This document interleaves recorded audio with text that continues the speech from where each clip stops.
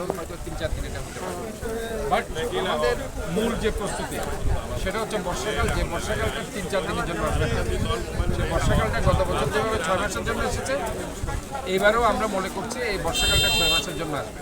যার কারণে আমরা এপ্রিল থেকে কিন্তু নালা পরিষ্কারের কাজ হাতে নিয়েছি, এবং এই নালা পরিষ্কার এরকম না যে 1 মাসের মধ্যে শেষ করবো। এটা একদম কন্টিনিউয়াস নভেম্বর পর্যন্ত যতক্ষণ বর্ষা থাকবে এই বর্ষা পর্যন্ত এই নালা পরিষ্কারের কাজ চলতে থাকবে, এবং আমাদের 1600 কিলোমিটার নালা আছে, ড্রেন আছে, এগুলোর কাজ চলতে থাকবে। এখন আমরা আমাদের এলাকাবাসীকে এটা, আমি আসার অর্থ হচ্ছে উদ্বুদ্ধ করা যে ভাই এটা আমাদের সবার দায়িত্ব, কারণ শহরটা আমাদের সবার শহর। এবং আরেকটা জিনিস আমি বলতে চাই যে যত ময়লা ফেলবেন, ময়লা প্লাস্টিক পলিথিন জায়গায় এখানে কী পরিমাণে স্তূপ হয়ে গেছে, এখানে সব বাড়িয়েছে। আমি যেটা চিন্তা করছি যে এদেরকেও সিভিক অ্যাওয়ারনেস ডেভেলপ করা, পাশাপাশি তাদেরকে উদ্বুদ্ধ করা, নিজের ময়লা নিজে আমরা যদি ক্লিন করতে পারি তাহলে পরে আমরা আমাদের নিজের এলাকাটাকে সুন্দর রাখতে পারি। আমাদের কর্মচারীরা তো আছেই, তারা কাজ করছে দিনরাত সেবকরা।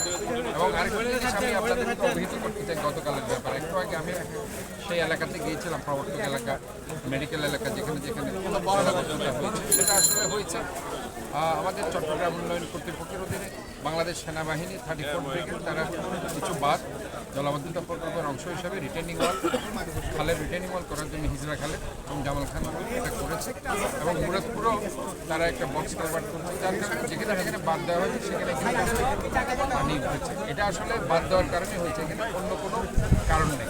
এবং সেটা আপনারা দেখেছেন বাদ খুলে দেওয়ার পর পানি সরে গেছে। আমি নিজেও গতকাল 8:30টার দিকে স্পটে গিয়েছে, রাত 8:30, তখন 90% পানি।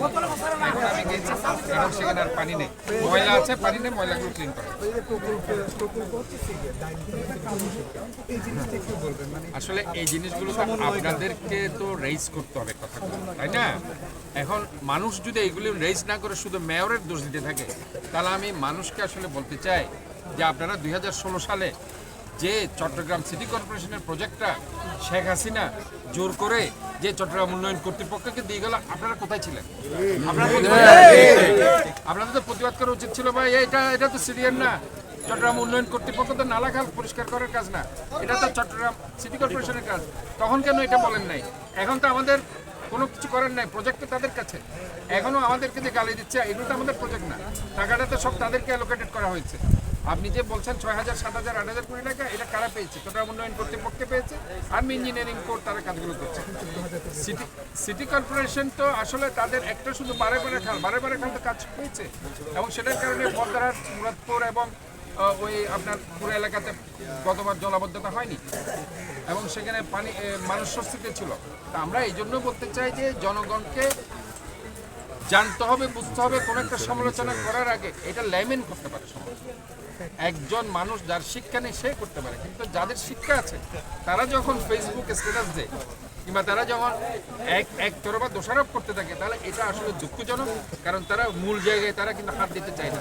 এটা শুধুমাত্র রাজনৈতিক উদ্দেশ্য প্রণোদিত হয়ে তারা এই কাজগুলো করছে। আমি তাদেরকে বলতে চাই যে যতক্ষণ না পর্যন্ত তোমরা ভয়েস রেজ না করবা, জনগণকে সোচ্চার হতে হবে যে ভাই এগুলি সিটি কর্পোরেশন প্রজেক্ট, তোমরা তাদেরকে দিলা কেন? এটা তো সিডিএরও কোনো ইয়া ছিল না যে ওইখানে ধরেন কাজগুলো সিডিএ কী করবে, সিডিএকে জোর করে সেটা দেওয়া হচ্ছে। তাদেরকে ডেকে বলা হচ্ছে আমরা সিটি কর্পোরেশনকে পছন্দ করি না, তোমরা নাও, যেটা শেখ হাসিনা করেছে। ওই সময় আপনারা জানেন যে মেয়রকে পছন্দ করেনি, উনি সিডিএর চেয়ারম্যানকে জোর করে এই প্রজেক্টটা দিয়েছে। আমি এটাই বলছি, এখনও জনগণ, আমি দেখতে পাচ্ছি নগর সরকার নিয়ে কোনো সোচ্চার নেই। অথচ নগর সরকার যদি না হয়, আমরা শুধু বলি যে এই আর সিঙ্গাপুর কেন, আর লন্ডন কেন? ভাই সিঙ্গাপুর লন্ডনে তো নগর সরকার আছে। তোমার এই বাংলাদেশের এই যেগুলো সিটি আছে, তোমার কি নগর সরকার আছে? তো তুমি নগর সরকারের জন্য তো কোনো কথা বলছো না, অথচ নগর সরকার সম্বন্ধে তোমার কোনো কনসেপ্টই নেই। এই নগর সরকার যতক্ষণ না হবে ততক্ষণ পর্যন্ত কখনো একটা পরিকল্পিত নগরায়ন কখনো সম্ভব হবে না।